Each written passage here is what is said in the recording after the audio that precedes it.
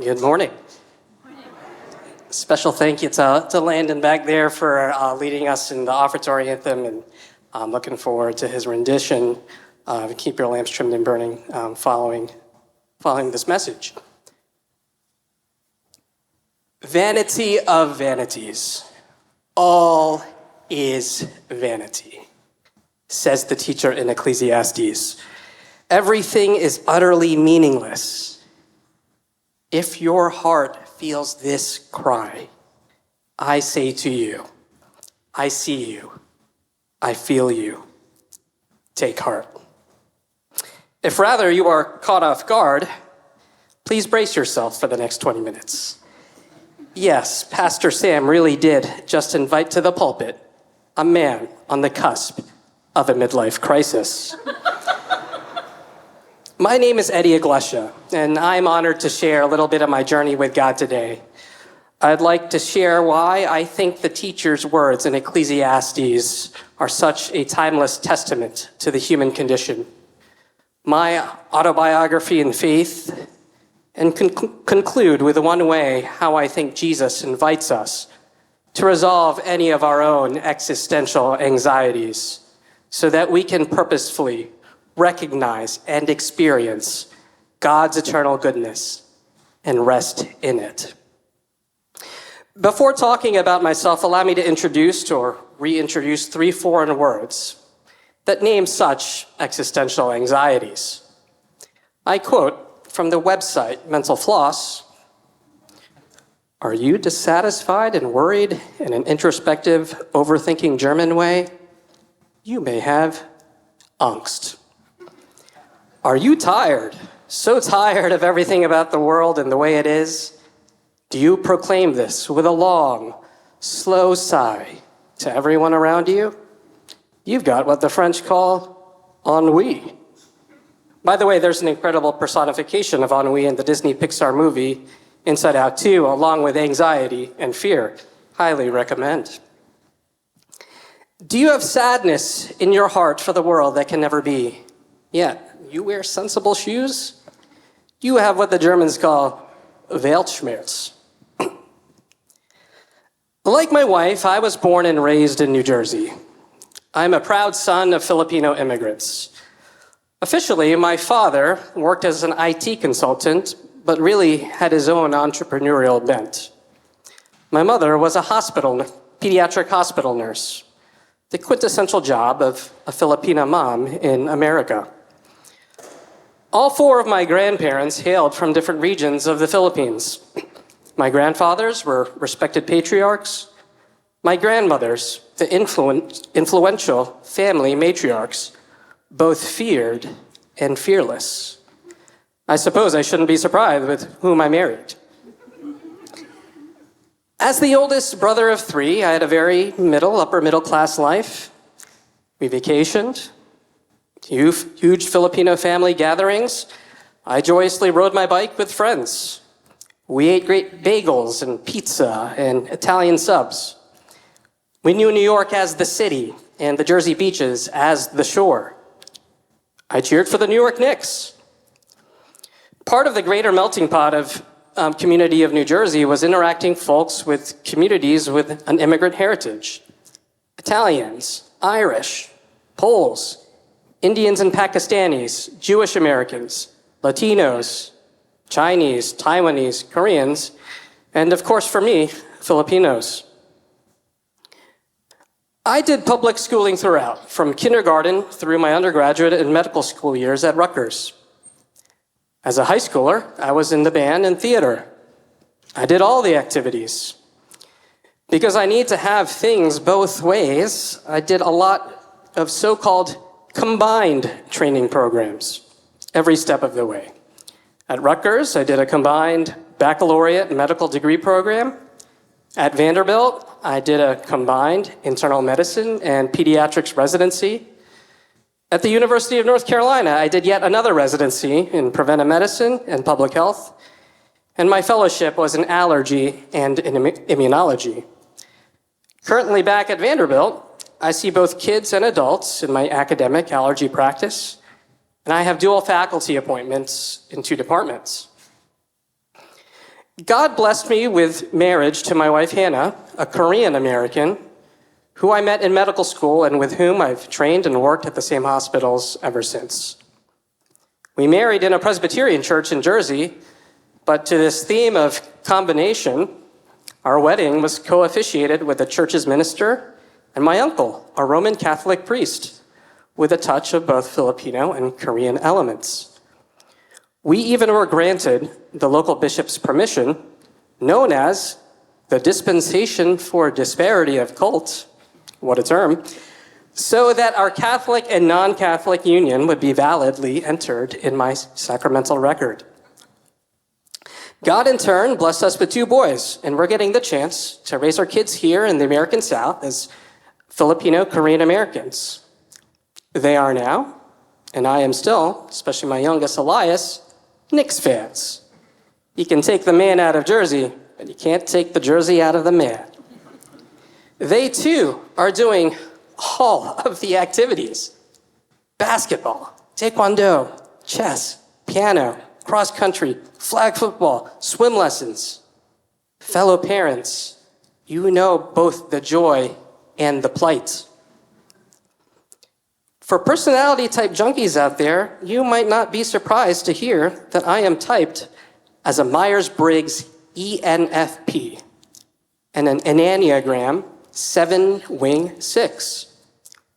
A seeker of joy, an Epicurean, free spirit, novelty chaser, intense seeker of wisdom and knowledge and experiences and ideas, and ultimately purpose and meaning.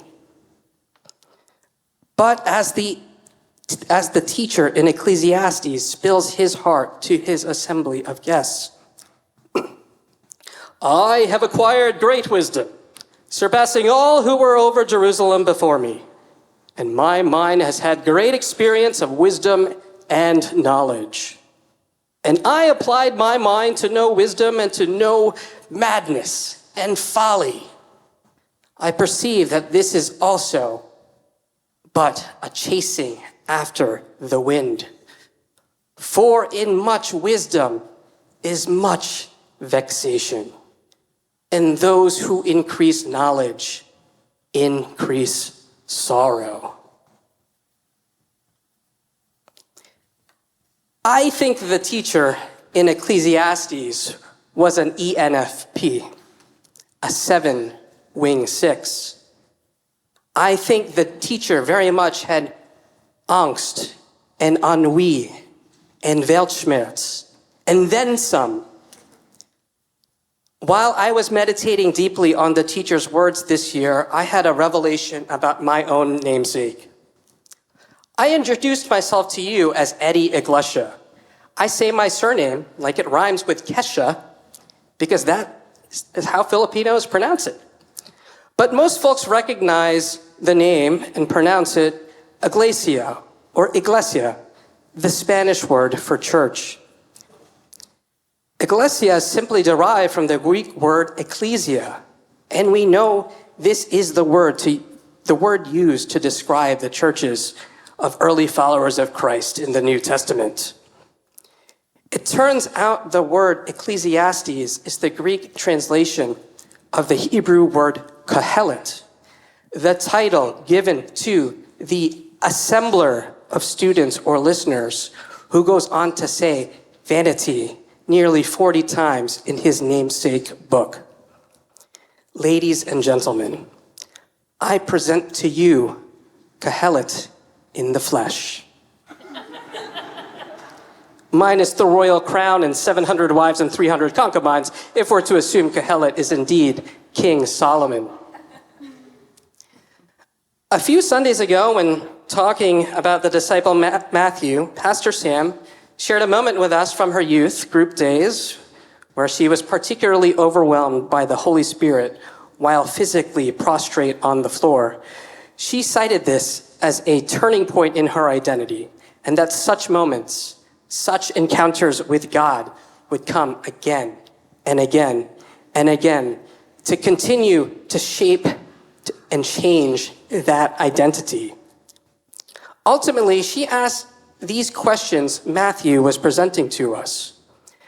What is your autobiographical account of how God has changed your life? And where has he taken you? And how could that be shared to bring people into the flock of Israel? Despite identifying with the despair of Kohelet, in considering these hypothetical Matthean questions, I hope to offer you clues from my life into purposefully recognizing and experiencing God's eternal goodness and finding rest in it. So here, Pastor Sam, are my answers to your questions. My foundation in faith is rooted in growing up what I call Filipino-American Catholic. The emphasis on huge family gatherings, calling every adult you meet tito and tita, and recognizing every peer as a cousin. This deep sense of communal connectedness as a Filipino is also lived out in church life, not only in important sacramental milestones like baptism, first communion, confirmation, and matrimony, as well as high liturgies like Midnight Mass, the Way of the Cross, and Easter Vigil, but also specific communal Filipino devotional rituals. I cannot deny the sense of encounter of God that I felt during recitings of the Rosary with my grandmothers and in big in-home group gatherings. During the Salubong, where Filipino church members would gather at pre-dawn on Easter to reenact the encounter of the risen Christ with his mother. During Simbang Gabi, where we would do Mass as if we were in the Philippines, replete with Filipino Christmas symbols, like the parole, a Christmas lantern that is processed through the church and hung in homes during Advent. This is why I love dawn Easter service, marking sacramental moments at baptism, just like this morning, and in confirmation a few weeks ago, and in our home when we hang paroles every Advent leading up to Christmas. The second set of moments that were turning points in my faith are what I recognize as my pilgrimages. For many Filipino Americans, despite growing up with a great sense of connectedness to both family and heritage, there is often a missing experiential context that impedes embracing one's identity as a Filipino. Thus, in a quest to quench that angst, I spent 10 important weeks in a Filipino language and immersion program during my undergraduate years. While easy to recall the moments of awe when scaling ancient rice terraces or dunking myself in the waters of caves of a sacred mountain where Filipino revolutionaries once hid from the Spanish colonials, certainly the real moments of transformation were sharing this journey with other Filipino Americans processing their identities as we had both humbling and earnest encounters with everyday Filipinos. My second pilgrimage was with my wife Hannah to the community of Taizé in France when my first son Nathaniel was still in gestation. Taizé is an ecumenical monastic community of brothers from all different Christian traditions, including Catholic, Protestant, and Orthodox, with a huge focus on inviting youth from all over the world in perpetuity to experience what Taizé calls the pilgrimage of trust. Again, with this theme of combination and recognizing that as someone who is raised Filipino Catholic and married a Korean Methodist, you may appreciate why Taizé might be my cup of tea. It is at Taizé where I developed a deep regard for contemplative prayer. As Pastor Sam recalls the moment of being prostrate on the floor during youth group, I too recall the moment of being prostrate on the floor before the Taizé cross and asking the brothers for prayer to relieve the angst of one of my brothers. Drawing from this sense of connectedness to the divine contemplative chants and prayers, you may have found me with my other brother at the abbeys of Gethsemane and Genesee and at local UMC Taizé services. My father tells me I might be praying to the wrong God, though, as at a Taizé service in Brooklyn, somebody smashed my rear car window and stole my laptop. This has not shaken my faith. Lastly, I have to acknowledge the moments of encounter with God in this church and this community to date. The moments of connection are not trivial. I had the joy of playing my trumpet again for the first time in 2 decades during carols and lessons. My bourbon collection is 3 times bigger. Others have had the pleasure of knowing the indulgence of Korean fried chicken. In Marshall Brown, I have a new bike riding buddy and a new source of wisdom to draw upon. Nearly 1 year to the date, after categorically skipping church services in order to ride my bike with a friend, I returned home, opened up my email to receive an invitation from Pastor Gracie to help teach our 2nd and 3rd grade group. This was clearly my penance for not keeping holy the Sabbath day. I asked my son Nathaniel for his permission to be in his classroom. His response, "Appa, what do you know about God?" Despite not having an answer, I said yes to Pastor Gracie's invitation. So, Nathaniel, I am still formulating my answer to your question, but this is what I do know, and this is what your mother has told me. I am a child of God. I am a child of a loving eternal Father whose love endures through generations. He is the same God now as he was for Abraham and Jacob and Moses and David and Mary, and we stand on his faithfulness. Despite that, in our despair, that all may seem like vanity, meaninglessness, hevel, smoke, vapor, we do not have to chase ambition, indulgence. We do not have to chase wisdom, the purpose of it all, the meaning of it all. We just have to experience the reality of God. We do not have to be anything but be a child of God. This is my identity. This is our identity. And to embody being a unique child of God, maybe all we need to do is be a humble lamp, shining ourselves and God and Jesus and the Holy Spirit to whoever is in our room. As Jesus says in Luke chapter 8, no one lights a lamp and hides it in a clay jar or puts it under a bed. Instead, they put it on a stand so that those who can come in can see the light. We may just have to be a parole, a Filipino Christmas lantern. May we all keep our lamps burning, and in doing so, may we have meaning and purpose and have our angst, ennui, and weltschmerz taken away. Thank you.